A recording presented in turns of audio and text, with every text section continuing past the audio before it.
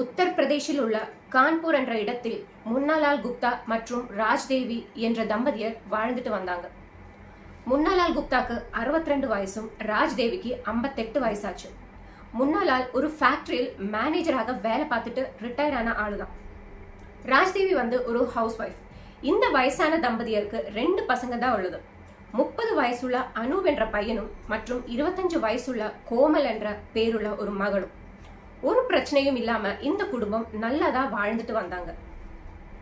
ஜூலை 3, 2022 இந்த 4 பேரும் ராத்திரி சாப்பாடெல்லாம் சாப்பிட்டுட்டு அவரோட ரூம்ல தூங்க போனாங்க. அவரோட பையனான அனூப் மட்டும்தான் மேல உள்ள ரூமில் தூங்க போறது. அந்த அப்பா அம்மா கோமல் அவரோட ரூம் கீழே தான் இருக்கு. அன்னைக்கு ராத்திரி அனூப் ரூமில் தூங்கிட்டு இருக்கும் போது திடீரென தன்னோட தங்கச்சி குரல் கேட்டு எழுந்திருக்கிறார். அப்போ டைம் 2 மணி. என்னாச்சு என்று தெரிய அனூப் ரூமோட கதவு திறந்து வெளியில வந்தா. ரூமுக்கு வெளியில தன்னோட தங்கச்சி நின்னுட்டு இருந்தா. ரொம்பவே அழுதுட்டே இருந்தா. அவளோட கையில் ரொம்பவே பெரிய காயங்களும் இருந்துச்சு. ரொம்பவே ரத்தம் வந்துட்டே இருந்துச்சு.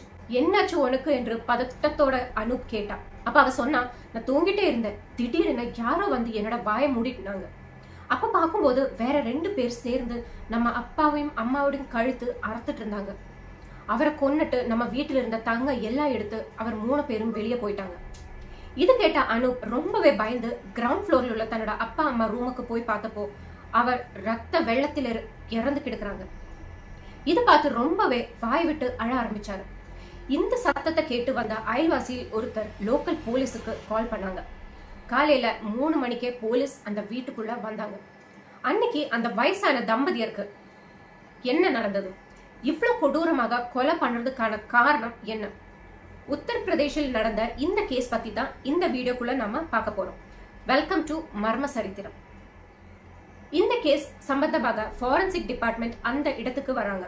அங்க இருந்து கிடைக்கிற எவிடன்ஸ் எல்லாமே கலெக்ட் பண்றாங்க. போலீஸ் முதல்ல கேள்வி கேட்டது மகனான அனூப. அப்போ அவ சொன்னது, நான் மேல ரூம்ல தூங்கிட்டு இருந்தேன், தங்கச்சி தான் இது பார்த்தது, அவ சொன்னதுக்கு அப்புறம் தான் நான் கீழே பார்த்தது என்று சொன்னார். உங்களுக்கு யாராவது சந்தேகம் இருக்கா என்று போலீஸ் கேட்டப்போ அனூப் சொன்னது, 2017 சோனிகா என்ற ஒரு பொண்ணை நான் கல்யாணம் பண்ணிருந்தேன். ஆனா கல்யாணத்துக்கு அப்புறம் தான் தெரிஞ்சது அந்த பொண்ணுக்கு மென்டலி ஏதோ ப்ராப்ளம் இருக்கு. அந்த விஷயம் உள்ளது சொல்லாம தான் அவங்களோட வீட்டுல உள்ளவங்க எனக்கு கல்யாணம் பண்ணி கொடுத்தது. அந்த பொண்ணுக்கு இப்படி ஒரு பிரச்சனை இருக்கு என்று தெரிஞ்சப்பவே கல்யாணமாயி 4ஆம் நாளே நான் அந்த பொண்ணை அவளோட வீட்டுக்கே திருப்பி அனுப்பிட்டேன். டிவோர்ஸ்க்காக நான் கோர்ட்டுக்கும் போயிருந்தேன். ஆனா இதுக்காக அந்த பொண்ணோட அண்ணங்க என்கிட்ட சொன்னது 50 லட்சம் ரூபாய் காம்பன்சேஷன் கொடுக்கணும் என்று. இந்த 50 லட்சம் விஷயம் சொல்லி அவர் எப்போதும் என்ன தொந்தரவு செஞ்சுட்டே இருப்பாங்க. எனக்கு அவரை தான் சந்தேகம் என்று அனூப் போலீஸ் கிட்ட சொன்னாரு. சரி, அனூவோட ரூமை கூட செக் பண்ணி பார்க்கலாம் என்று போன போலீஸ் பார்த்தது, அவரோட ரூமுக்கு வெளியில யாரோ வாந்தி எடுத்து வச்சிருக்காங்க. என்ன இங்க வாந்தி இருக்கு என்று கேட்டப்போ அனூப் சொன்னது, நான் ராத்திரி சாப்பிட்ட சாப்பாடு எனக்கு ஒத்துக்கல, அது வாந்தி எடுத்துட்டேன், காலையில கிளீன் பண்ணிக்கலாம் என்று நினைச்சுதான் தூங்க போனேன் என்று சொன்ன. அனூப் இப்படி எல்லாம் சொன்னா கூடவே ஃபாரன்சிக் டிபார்ட்மெண்ட் அந்த வாந்தியோட சாம்பிளும் எடுத்துட்டு வச்சிருந்தாங்க. அப்படியே போலீஸ் அந்த வீடை ஃபுல்லாக செக் பண்றாங்க. நெக்ஸ்ட் போலீஸ் கேள்வி கேட்டது தங்கச்சியான கோமலை. கோமல் அன்னைக்கு ராத்திரி அனூப் கிட்ட என்னெல்லாம் சொன்னாலோ அதுதான் போலீஸ் கிட்டையும் சொன்னது. நெக்ஸ்ட் அந்த வீடை சுத்தி ஏதாவது சிசிடிவி கேமரா இருக்கா என்று போலீஸ் பார்த்தப்போ அந்த வீடை நோக்கி ஒரு கேமரா இருக்கிறத போலீஸோட கவனத்துக்கு வந்துச்சு. அப்படி அதோட ஃபுட்டேஜஸ் எல்லாமே செக் பண்ணி பார்த்த போலீஸ் ஒரு முக்கியமான விஷுவல் கிடைச்சது. அதாவது கொலை நடந்த வீடை நோக்கி ஒரு ஆள் முகம் மூடி போட்டுட்டு போறது. சிசிடிவி சரியா பார்த்தப்போ 12:17க்கு அந்த ஆள் அந்த வீட்டில் இருந்து இறங்கி போறான். கையில் ஒரு பேகும் இருந்துச்சு. இந்த விஷுவல் பார்த்தப்போ போலீஸ்காருக்கு ஒரு விஷயம் தெரிஞ்சிச்சு, இந்த ஆளுதான் அந்த கொலையை பண்ணிருப்பா என்று. ஆனா போலீஸுக்கு ரொம்பவே டவுட் இந்த ஒரு விஷுவல் பார்த்துட்டு வந்துச்சு. வீட்டுக்குள்ள 3 பேர் முகமூடி போட்டுட்டு வந்தாங்க என்றுதான் கோமல் சொன்னது. அப்படி அந்த வீட்டில் 3 பேர் போகணும்னா வீட்டோட கதவோ ஜன்னலோ உடைச்சிருக்கணும். ஆனா அப்படி ஒன்னும் அங்க நடந்த மாதிரி தெரியல. ஒரு அடையாளம் அங்க இருக்கல. அப்ப எப்படி 3 பேர் ஏறி இருப்பாங்க? அது மட்டுமல்ல, 3 பேர் வந்தாங்க என்று சொன்னா, ஆனா சிசிடிவி விஷுவலில் ஒரு ஆள் மட்டும் தானே வந்தது. அடுத்த சந்தேகம் கோமல் தன்னோட அண்ணனோட ரூமுக்கு போய் விஷயம் சொன்னது 2 மணிக்கு தான். ஆனா அந்த முகமூடி போட்ட ஆள் வீட்டுக்கு வெளியில போனது 12:17க்கு. இதெல்லாம் வச்சு பார்க்கும்போது கோமல் ஏதோ நாடகம் ஆடுறா என்று பெரிய சந்தேகம் வந்துச்சு போலீஸ்காருக்கு. கோமலுக்கு கூட தெரியாம போலீஸ் கோமலை பத்தி ரொம்ப டீட்டெயிலாக என்கொயரி பண்ணப்பதான் தெரிஞ்சது போலீஸ்காருக்கு அதிர்ச்சி உண்டாக்குற ரொம்ப விஷயங்கள் கேள்விப்பட்டாங்க. அதாவது அந்த வயசான தம்பதியரோட உண்மையான மகள் அல்ல இந்த கோமல். அவருக்கு ஒரே ஒரு மகன் மட்டும்தான் உள்ளது, அது இந்த அனூப். அனூபுக்கு அப்புறம் வேறொரு குழந்தை உருவாகாததுனால அவர் கோமலை தத்தெடுத்துட்டாங்க. இப்படி போலீஸ் கோமலை பத்தி என்கொயர் பண்ணிட்டே இருக்கும் போதுதான் ஆட்டோப்சி ரிப்போர்ட் வந்தது. இந்த ஆட்டோப்சி ரிப்போர்ட்டில் என்ன சொல்லுதுன்னா, அந்த வயசான தம்பதியருக்கு தூங்குறதுக்கு முன்னாடி ஸ்லீப்பிங் டேப்லெட்ஸ் போட்டு கொடுத்துருக்காங்க. அனூப் வாந்தி எடுத்த சாம்பிள் டெஸ்ட் பண்ணி பார்த்தப்போ அதிலும் ஸ்லீப்பிங் பில்ஸோட கண்டென்ட் இருந்துச்சு. ஸோ 3 பேரோட உடம்பிலும் ஸ்லீப்பிங் பில்ஸோட கண்டென்ட் பார்த்ததுனால உடனடியாக போலீஸ் கோமலை அரெஸ்ட் பண்ணாங்க. அப்புறம் இன்னும் டீப்பாக இன்வெஸ்டிகேட் பண்றாங்க. போலீஸ் கிட்ட கோமல் எல்லாம் ஓப்பனாக சொல்ல ஆரம்பிச்சான். இப்படி போலீஸ் கிட்ட சொன்ன விஷயம் கேட்டுட்டு போலீஸுக்கே கோமல் கிட்ட ரொம்பவே கோவம் தோணுச்சு. அப்படி போலீஸ் கிட்ட சொன்னது இதுதான், கோமலை டெத்தெடுத்து தான் வளர்த்துனது என்று ரொம்ப சின்ன வயசுலயே கோமலுக்கு அவரோட ரிலேட்டிவ்ஸ் முகாந்திரமாக தெரியும். இறந்து போன இந்த முன்னாள் குப்தா ரொம்பவே பணக்காரன், ரொம்பவே இடங்கள் எல்லாம் இருக்கு. ரொம்பவே சின்ன வயசில் இருந்து எல்லாரும் கோமல் கிட்ட சொன்னது, நீ வளர்த்து மகள் ஆனதுனாலேயே உனக்கு சொத்துக்கள் ஒண்ணுமே கிடைக்காது, எல்லாமே அனூபுக்கு மட்டும்தான் கிடைக்கும், அதனால நீ ரொம்பவே சந்தோஷமாக இருக்காதே என்று பாக்கியுள்ள எல்லாரும் கோமல் கிட்ட சொல்லி கேலி பண்ணிட்டு இருந்தாங்க. ஆனா கோமலை டெத்தெடுத்த அந்த தம்பதியர் கோமல் கிட்ட அப்படி ஒன்றும் நடக்கவே இல்லை. ரொம்பவே நல்லவாகத்தான் கோமலை அவர் பார்த்தது. நல்ல உடை, நல்ல சாப்பாடு, அப்புறம் அவ கேட்குற எல்லாமே வாங்கி கொடுத்துட்டே இருந்தாங்க.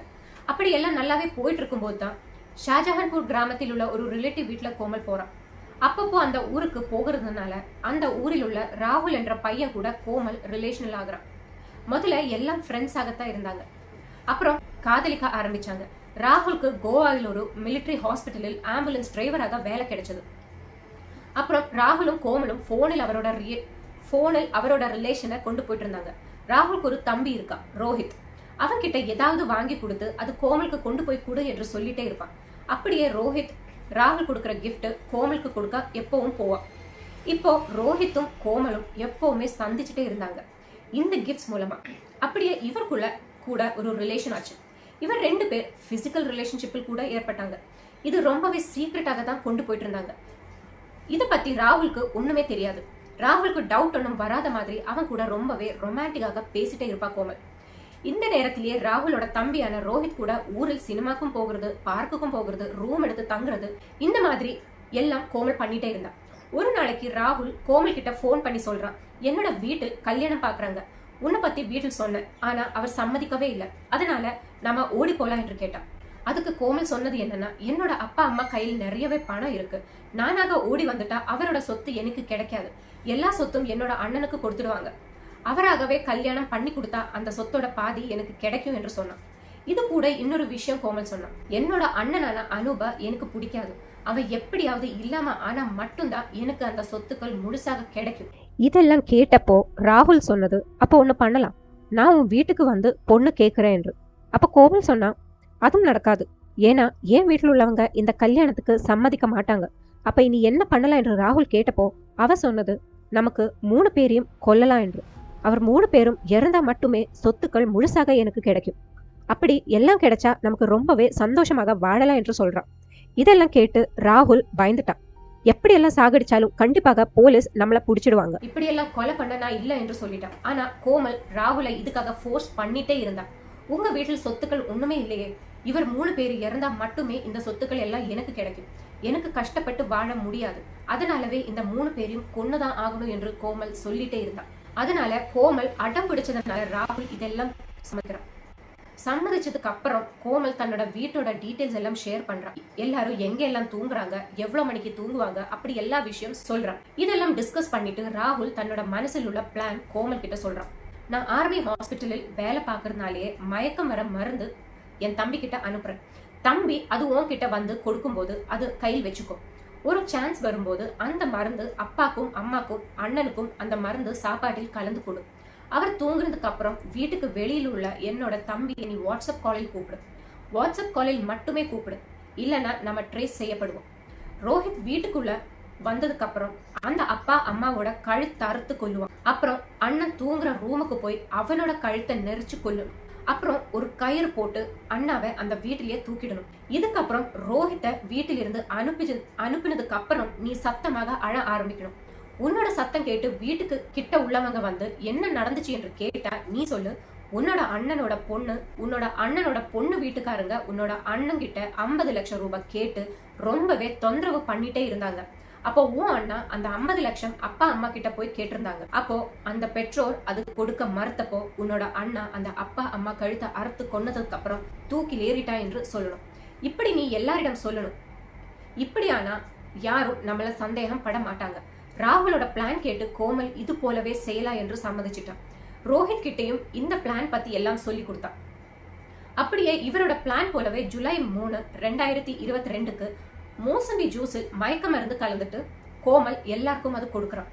அதில் என்ன கலந்திருக்கு என்று தெரியாம 3 பேரும் அது குடிக்கிறாங்க. அதுக்கப்புறம் அந்த 3 பேரும் அவரோட ரூமில் தூங்க போனாங்க. இந்த டைமில் கோமலோட அண்ணனுக்கு அந்த மோசம்பி ஜூஸ் அவ்வளவா சரியா படல வயிற்றுக்கு. அதனாலவே அதை வாமிட் பண்ணிட்டான். அது நாளைக்கு காலையில கிளீன் பண்ணலாம் என்று சொல்லி அனூப் தன்னோட ரூமில் தூங்க போனான். அப்படியே 11 மணி தன்னோட வீட்டுக்கு வெளியில இருந்த தன்னோட 2ஆமத்த காதலனை கோமல் வாட்ஸ்அப் காலில் கூப்பிடுறான் உள்ள வர சொல்லி.